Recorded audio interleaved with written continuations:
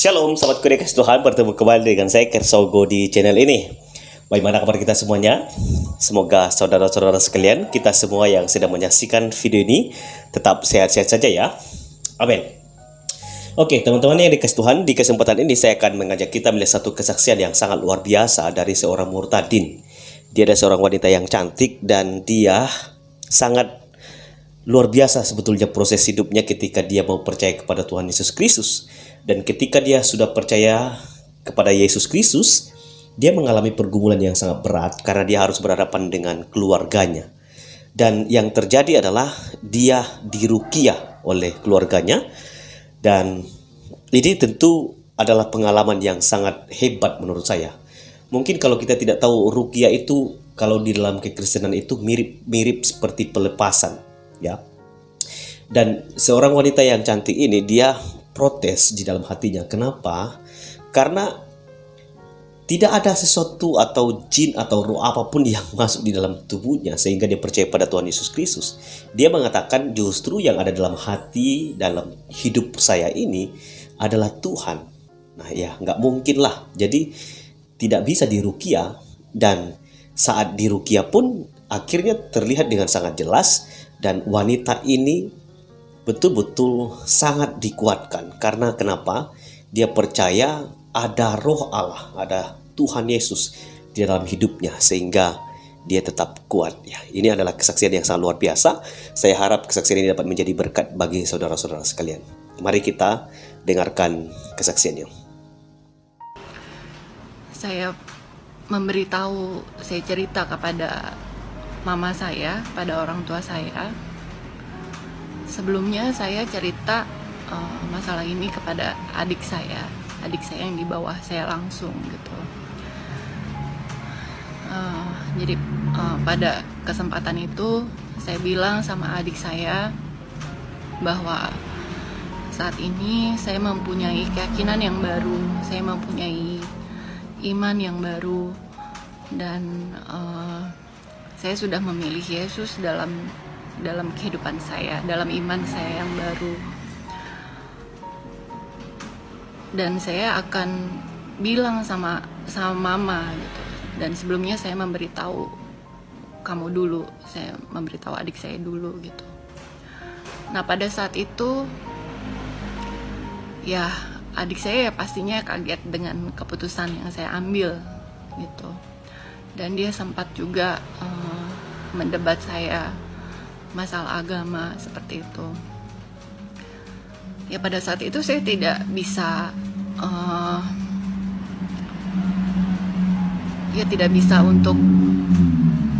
untuk menjelaskan sama dia gitu.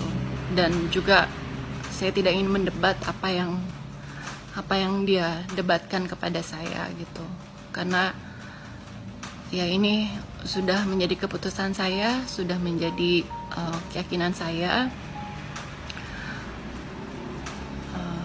Kemudian ya setelah ya adik saya sempat mendebat saya terus, tapi akhirnya dia peluk saya.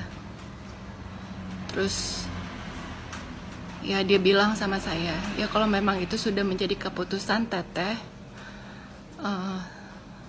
saya terima gitu. Jalani itu dengan baik-baik kalau memang itu sudah menjadi keputusan teteh gitu. Saya sebagai adik saya menghargai gitu. Ya adik saya laki-laki ya, dan saya berterima kasih sama dia untuk dia menghargai keputusan saya gitu ya.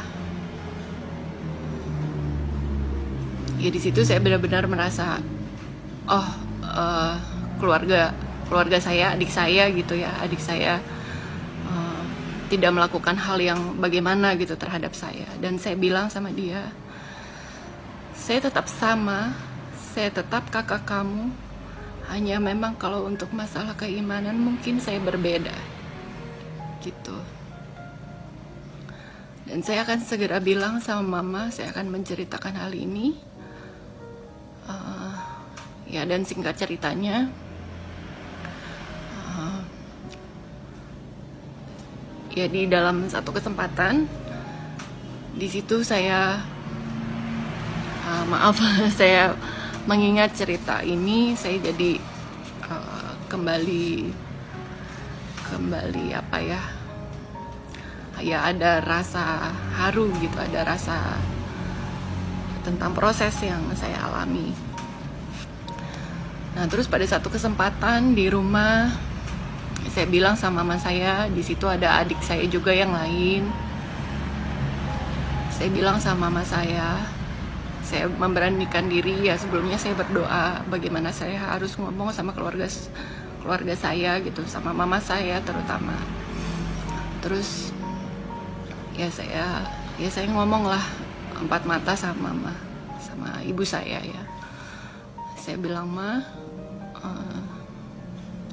ya saya mau jujur sama Mama tentang keyakinan saya yang baru, Ma. Sekarang saya pilih Tuhan Yesus. Saya punya keimanan yang baru. Ya saya menemukan ini dalam perjalanan kehidupan saya. Saya menemukan Yesus, dan saat ini saya telah menerima Tuhan Yesus sebagai Tuhan saya. Kemudian ya mama saya sebagai orang tua, sebagai ibu pada saat itu pastilah sedih, pastilah kecewa, karena bagaimana kok ini bisa terjadi gitu. Ya, saya pun juga tidak pernah membayangkan hal ini dan harus berkata seperti ini kepada orang tua saya gitu. Ya, saya mengerti perasaan dia gitu.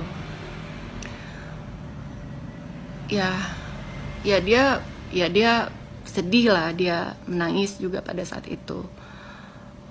Kenapa gitu, kok Teteh bisa begini gitu, kenapa, coba Teteh pelajari dulu gini-gini. Ya saya bilang saya sudah pelajari, dan juga saya cerita tentang pengalaman saya sebelumnya mengenai masalah mimpi yang saya alami seperti itu. Nah ya waktu itu ya mama saya ya dia langsung ngontak keluarga saya yang lain gitu. Saya harus bagaimana sebagai orang tua menghadapi anak saya seperti ini gitu. Nah setelah diskusi mungkin dengan keluarga besar yang lain, karena memang keluarga saya Muslim, kemudian dari keluarga saya meminta untuk saya diruqyah gitu. Jadi mama saya nih sebenarnya masih nggak percaya gitu. Ini mungkin bukan anak saya gitu. Ini mungkin kok nggak mungkin anak saya seperti ini gitu. Jadi ini pasti ada hal yang lain gitu. Nah, jadi dari pihak keluarga meminta saya untuk saya diruqyah. Nah pada saat itu saya sempat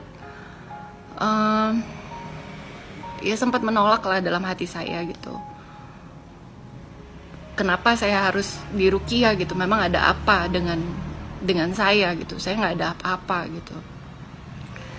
Nah, tapi waktu itu ya om saya bilang, ya, kamu ikuti saja permintaan dari keluarga. Kalau memang benar itu Tuhan yang ada di dalam kamu, ya udah kamu ikutin aja prosesnya gitu. Ya akhirnya saya mengikuti proses saya mengikuti ruqyah gitu ya. Jadi ada beberapa ada dua orang, ya satu ustadz, ya satu ya mungkin yang memang biasa membantu untuk melakukan ruqyah gitu ya. Ya mereka datang, juga ada beberapa dari adik sepupu almarhum papa saya, terus ya juga dari adik papa saya, om saya, dari keluarga ibu saya. Ya disaksikan lah beberapa ini. Terus ya sebelum proses ruqyah itu, ya saya berdoa, saya berserah sama Tuhan. Saya nggak ngerti, kalau memang saya harus jalani ini, ya sudah saya jalani. Walaupun mereka Jadi di proses ruqyah itu, jadi kalau di Kristen itu mungkin sama dengan pelepasan ya. Nah, di proses ruqyah ini ya ada ininya lah, tahapnya, kayak misalkan harus ya pakai mukena gitu, terus ambil wudhu, ya seperti layaknya orang mau sholat seperti itu. Ya udah saya ikutin ini, walaupun secara hati, keimanan saya sudah berbeda gitu. Nah, ya sudah saya ikuti prosesnya, terus agak lama ya untuk proses ruqyah itu, mungkin sekitar 1 jam. Jadi ada satu ustadz di depan membacakan ya ayat-ayat Al-Quran gitu. Terus juga satu orang di belakang yang mungkin ngejagain kalau misalkan saya kenapa gitu, ada apa gitu, ada sesuatu di dalam diri saya. Nah, selama proses ruqyah itu mereka membacakan ayat-ayat Al-Quran. Karena saya pada saat itu saya Kristen baru, saya belum banyak tahu tentang lagu-lagu rohani, lagu-lagu pujian ya.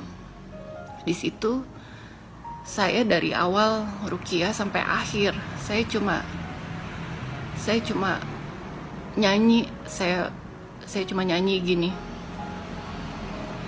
Yesus terlebih besar, Yesus terlebih besar di dalamku, di dalamku.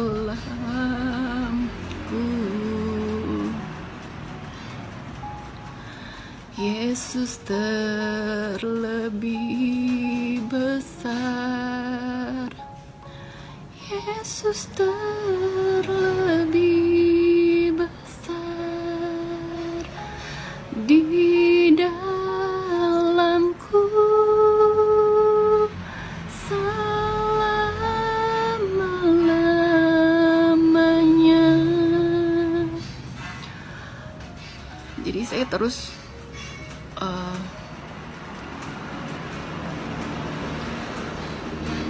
bernyanyi tentang Yesus terlebih besar. Ini kalau saya ingat cerita ini lagi, ya saya terharu tentang proses yang memang Tuhan izinkan untuk boleh ada dalam kehidupan saya gitu. Nah, setelah selesai ruqyah itu tidak terjadi apa-apa, tidak saya kenapa mungkin yang seperti kemasukan apa gitu, tidak ada apa-apa sama sekali. Dan ya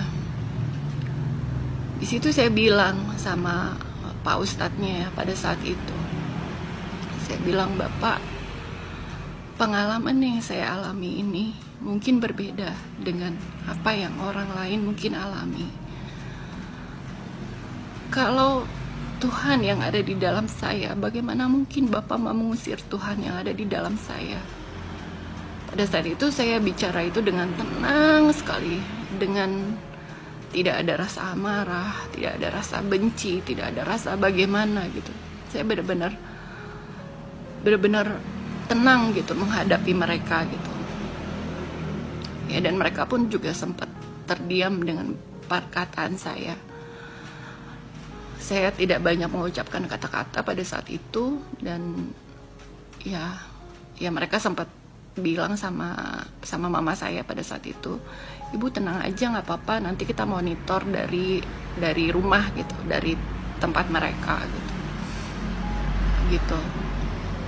Ya tapi ya tidak ada apa-apa dengan saya gitu. Ya saya baik-baik aja, saya seperti biasa, saya nggak ada gimana gitu. Ya, terus saya bilang sama mama saya, ya mama bisa lihat sendiri dari saya sudah mengikuti proses ruqyah seperti permintaan dari keluarga, dan mama bisa lihat sendiri bahwa di dalam saya tidak ada apa-apa, tidak ada roh-roh kegelapan atau bagaimana. Yang ada di dalam saya itu Tuhan gitu. Mama tidak perlu khawatir gitu. Saya juga akan tetap sama menjadi anak mama yang sama, saya nggak berubah. Hanya keimanan dan keyakinan saya mungkin berubah, itu aja gitu. Nah, dan ya saya bersyukur juga sih ya, memang di dalam keluarga saya itu juga ada ada pro dan kontra. Ada yang menghargai keputusan saya pada saat itu dan ada juga yang tidak. Tapi dengan seiring berjalannya waktu, akhirnya mama saya ya, terutama mama saya ya, sempat ada keluarga dari papa saya yang bilang ke mama saya untuk meninggalkan saya gitu. Tapi di situ saya kagum sama mama saya gitu ya. Saya tidak mengalami mungkin kebanyakan yang beberapa, mungkin ada teman-teman yang mengalami kayak misalkan dari perpindahan keyakinan terus keluarga jadi bagaimana gitu, terutama keluarga inti gitu ya. Nah ini mama saya, dia bilang sama sepupunya papa saya, tidak, dia tetap anak saya gitu. Saya tidak mungkin jauh dari anak saya tidak mungkin meninggalkan anak saya. Kalau saya jauh dari anak saya, bagaimana anak saya mau dekat sama saya? Saya tetap orang tua dia, gitu. Dan saya bersyukur dan berterima kasih mempunyai orang tua seperti mama saya yang menghargai keputusan saya, gitu. Dan juga adik-adik saya yang mereka juga menghormati dan menghargai keputusan yang saya ambil. Dan akhirnya dengan berjalannya waktu juga, puji Tuhan ya, keluarga saya yang sempat ya juga tidak menerima keyakinan saya yang baru, ya akhirnya berjalannya waktu mereka bisa menerima keputusan saya, mereka bisa menghormati, dan bahkan ya saat ini ya kita hidup rukun, kita ya saya baik-baik dengan keluarga saya, ya mereka tetap menerima saya dengan baik. Saya bersyukur, saya berterima kasih gitu. Ya betapa indahnya juga kalau kita bisa saling menghargai dan menghormati. Ya saat ini mungkin yaitu kesaksian yang bisa saya bagikan. Mungkin untuk yang mendengar, bagi teman-teman Kristen yang mendengar, itu bisa menjadi penguat iman kalian, dan juga mungkin buat yang lain ya, entah apa yang bisa kalian ambil dari kesaksian saya. Ya saya percaya juga banyak orang yang juga mungkin mengalami kesaksian yang luar biasa. Banyak cerita-cerita mereka yang mungkin lebih luar biasa dari cerita saya. Nah ya, mungkin itu yang bisa saya sampaikan dulu untuk saat ini. Tuhan benar-benar banyak bekerja dalam kehidupan saya. Setelah saya terima Dia dalam kehidupan saya merasa selalu penyertaan Tuhan senantiasa. Dalam keadaan susah, senang, Tuhan selalu ada. Dan saya bersyukur saya punya Allah yang hidup. Terima kasih. Tuhan Yesus memberkati. Oke, teman-teman yang dikasih Tuhan, demikianlah kesaksian yang sudah kita dengarkan. Kiranya kesaksian ini dapat menjadi berkat, memberikan inspirasi rohani bagi kita, dan kiranya Tuhan Yesus Kristus senantiasa dimuliakan. Tuhan memberkati kita. Shalom.